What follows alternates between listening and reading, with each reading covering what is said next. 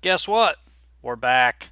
It's another edition of NAHU Live, and this is going to be a short segment because we've only got one harness track racing in North America right now. That's Cal Expo. They're racing tonight and just announced. I think Mr. Brower might have a little more information, but they're going to be racing Tuesday and Wednesday, I believe, next week. Literally hot off the presses here, breaking kind of a news. Cal Expo is going to adjust their racing schedule, guys, and they're going to go Tuesday and Wednesday of next week, and that might be the foreseeable future as long as they are allowed to continue to race by the governor of California. Post time will change dramatically, though. It'll be 3:05 Pacific, and entry box will be open, and entries will be taken tomorrow on Sunday. So I'm sure that will be announced by Gary when he goes on the air tonight and stuff like that. But listen, for all of us with really nothing else to do other than sit on the couch and watch FS1 with the thoroughbreds and stuff like that, maybe TVG, that's pretty good news. And I'm sure we all know Chris Schick, who's the general manager there at Cal Expo. He's the sharpest guy in the tank, and he knows that Tuesday and Wednesday it's wasteland when it comes to racing. So he could be the only racetrack open at all. I think that's a great idea. So they'll continue to distribute free PPs, I hope, and it'll give everybody a little something to do. I think that's great news, and that's literally from 10 minutes ago. And we're going to take the initiative of trying to help those of you that don't know about racing or know very little about it. We want to get you guys a best bet. Each of us have our own best bet tonight at Cal Expo. So we're going to try to get you a little bit of info there. And I haven't even introduced these guys. That guy you see on the other side of the screen, that was Dave Brower. He is a TV man, I guess we'll call him, co-host at the Meadowlands and Handicapper. The guy you see right there, Joe Mazzone, he is at Hawthorne. Not right now, he's not, but former track announcer at Maywood Park, handicapper at Hawthorne in Chicago. Ken Terpenning, great friend of mine. He's a one of the co-hosts for our three wide shows when we do shows on the road, and he knows how to handicap a little bit. And who else came in here? Is that Brett Reese? Yeah, I'm here. Brett Reese All is here. right. He's what's your title exactly, Brett? Because I get it confused all the time. Regional Racing Operations Manager Regional Racing Operations Manager at for Vernon Tioga. and Tioga Downs. Vernon and Tioga, two And Vernon as tracks. well. That this guy does everything. But we're going over a best bet at Cal Expo tonight, so you're not going to want to miss these because these are like the best handicappers that I could find. I asked Garnett to come on, he couldn't do it, so I got these guys instead. So, you know, Ken Ken's second class here along with me. So we're gonna start it off. Who wants to go first? Does anybody want to take dibs? Joe knows what dibs are. So Joe, you can start us off here. What's your best bet at Cal Expo for tonight? Well, thanks for volunteering me there. There you go. So, anyways, I don't want to take too much of your time here. I'm happy to be with this esteemed group. Thanks for having me. First off, uh, I've been following it a little bit here for Hawthorne and trying to get a grasp of what's going on over there. I know a lot of these guys from Hawthorne. I know a lot of them from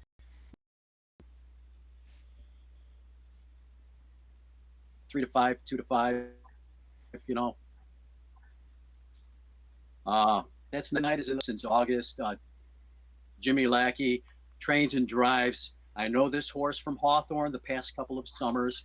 The horse qualified. Don't even worry about that qualifier. I know this guy gets these horses ready. He's a good trainer off a layoff. I like the rail in this spot. This race doesn't exhibit too much speed besides the likely favorite, number 6. Looks like we made it. And a nickel, and he's going to be gutting out. So what I'm hoping for here is a 2-hole or maybe at worst a 3-hole trip. And if I can get that with a horse with some value and have a shot coming down the lane, that's what I like. So that's why I'm going with number 1, Rocking Around Heaven, in tonight's third at the Cal Expo.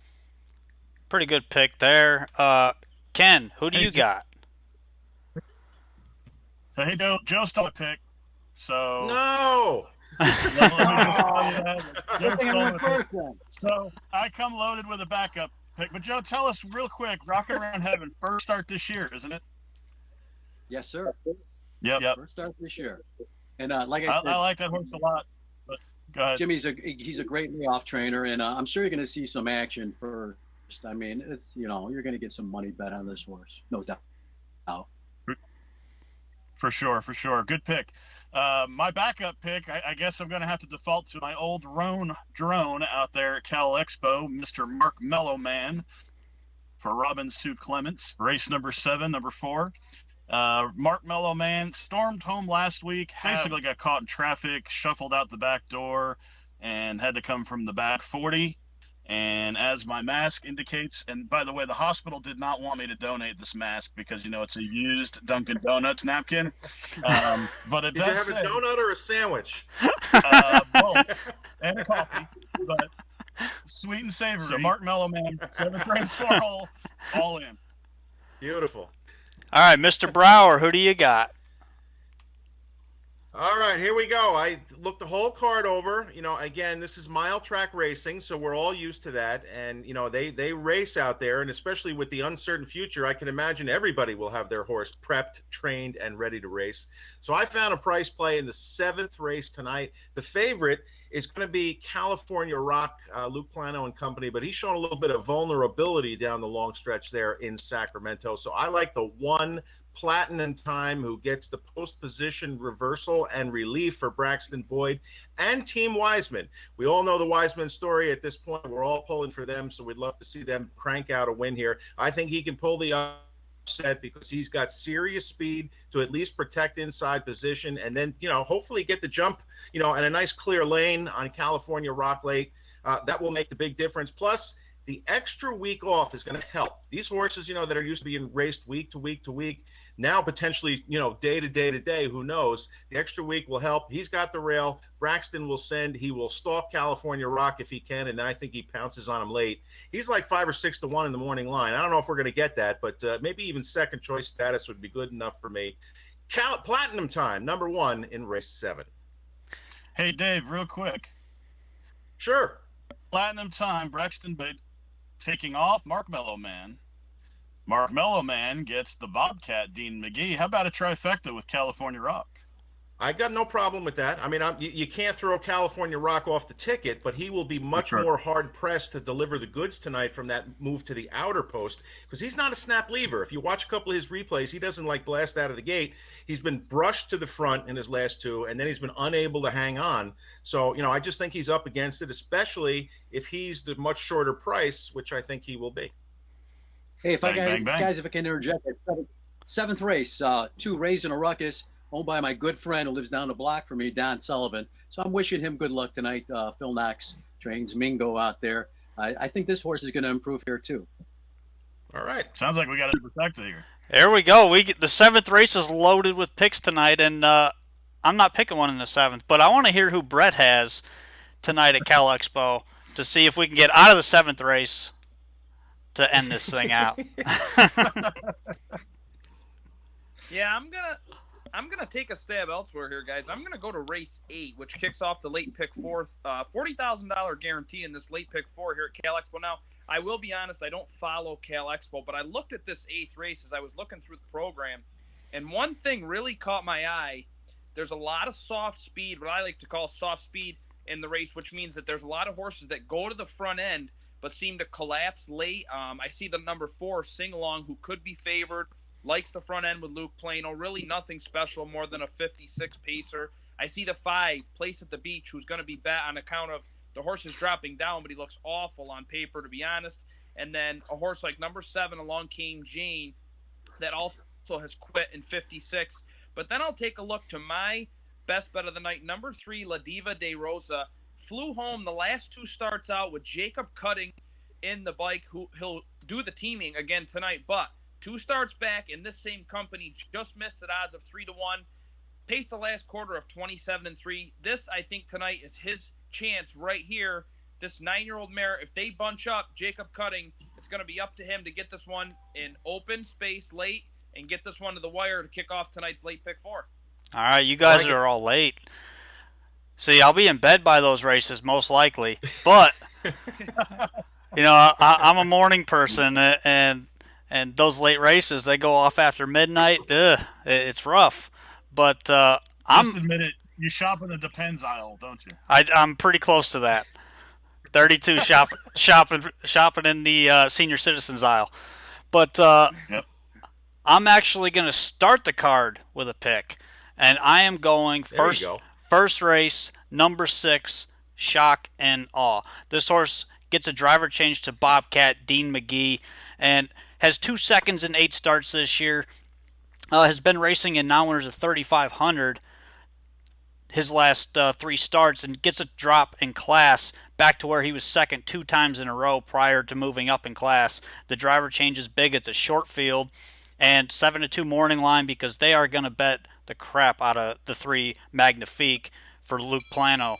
And I just think this race is going to set up. There's a little bit of early speed. If they can get down to the half in 56 and a piece, I think this horse will be coming late and has a big shot to loop the field at a nice price. Decent value to start the night. The 6, Shock and Awe.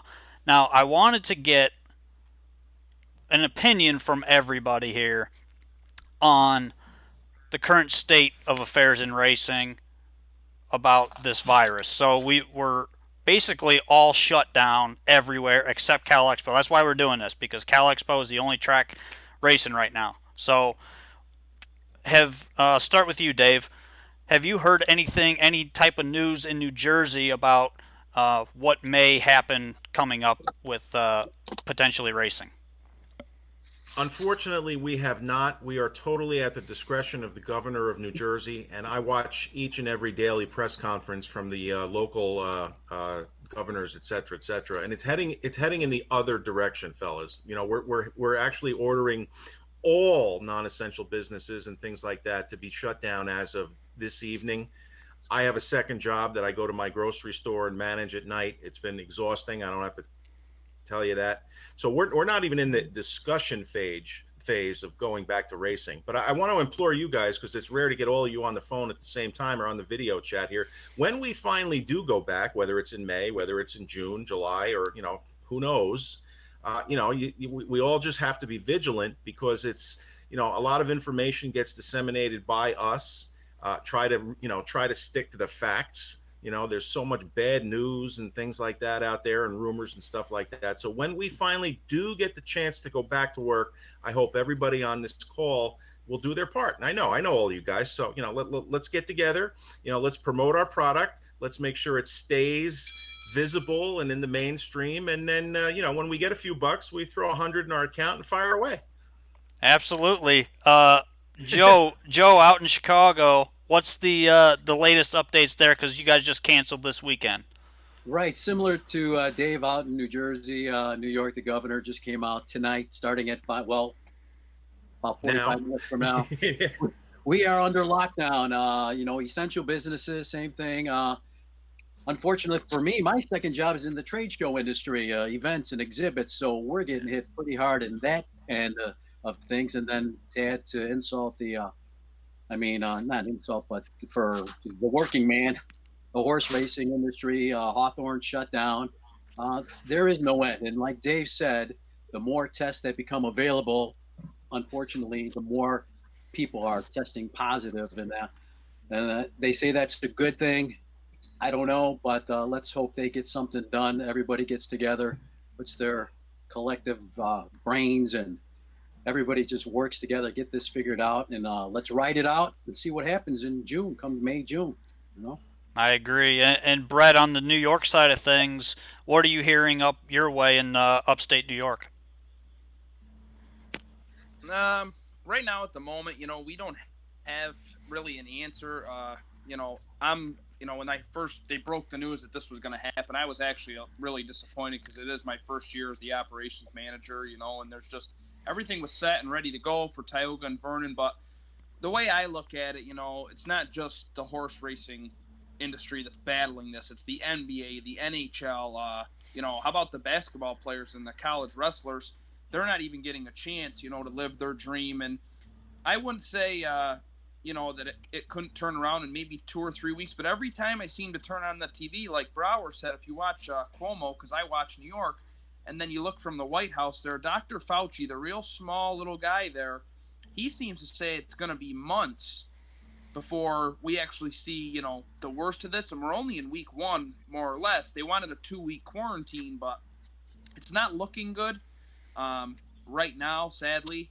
But I do think that there's signals that it's not even at its worst yet, because even like Turning Stone, which is right next to Vernon, they closed, and they're on an Indian, reservation and nation. So they probably have some rules that they could have just went ahead and stayed open. But no, they chose the decision to close too. I mean, everybody's closing, but I think what's going on is people are wanting to close to get it over with. So these, other than the state restrictions, anything that can close, they just want to close it to try to stop the spread of this, and then that maybe will get us to a better spot quickly than just breaking the rules and things like that. So got to stay positive and just hope for the best 24/7. Just hope that this passes. Yeah, than later. Absolutely. And by the way, congrats on the promotion there at Vernon and Tioga. Thank you. Uh, Thank you very much. Ken, you have a little update about Ohio racing. Well, not so much of an update. Mostly everybody knows already what's going on here. We were just shut down this week as well. Pretty much we are postponed until the 27th of March, which is next Friday. I'm not sure how realistic that number is. I'm hoping. I mean, obviously, I'm an owner and a trainer, so it would really be nice if we can get back to racing sooner. And I don't have a second job in a grocery store or any other place, so we need to get racing here quickly. But we also need to respect the safety and the health of our folks, because without our folks, we have nothing. So that is our priority, and hopefully our OHHA and our track management will get together here and make a sound decision for everybody. Yeah. Let me add to what Ken said too. Just a second, Rod. When it comes to our respective governors here in New Jersey, Phil Murphy is a pro horse racing guy. He has been on our side since he was put into office. So he and Jeff Corral have a very good relationship. And believe me, if there's a way he could let us race or going forward, he will. And I want to say the same for Ohio Governor Mike DeWine. You guys know I anchor that the coverage out at the Little Brown Jug, and Governor DeWine has been to the Jug 2 straight years. This guy likes the game. He comes in the booth, he shakes our hand, we talk. So if there's any way he can let it happen, he will, and that's a big plus, for us in Ohio and in New Jersey. Yeah, absolutely. Right. We would not have been able to race as long as we did if it wasn't for him and Renee. Absolutely correct. Absolutely correct. Yeah, and I agree with everything you guys said. It's a tough situation, obviously, but at the same time, it's kind of a reality check. We all live in America, and we kind of take things for granted sometimes, and we just let things go and go and go, and this hit us, and it hit us fast. So I think this is kind of that. Hey, let's slow down for a second, think about it, start over. Here we go. Do it again. And, for me as an owner of a few racehorses, I race in Ontario and I race in Ohio. So it's hit me in both spots. And it is tough right now, but at the same time, I understand what they're doing. Let's all take a step back and let this thing calm down and get where it needs to be, to where we can get back to racing. That's the main thing, getting back. So with that, we want everybody to stay safe, stay inside, don't go anywhere if you don't have to. And I want to thank all these guys. These are the faces and voices of harness racing. Thank you guys for being on, and you guys stay safe and stay home too. Yep, we'll try, buddy. All right, Thank same you. to the fellas. Yep, Thank take God. care. Maybe we can do it again. All right. Absolutely. Sweet and savory. Bang, bang.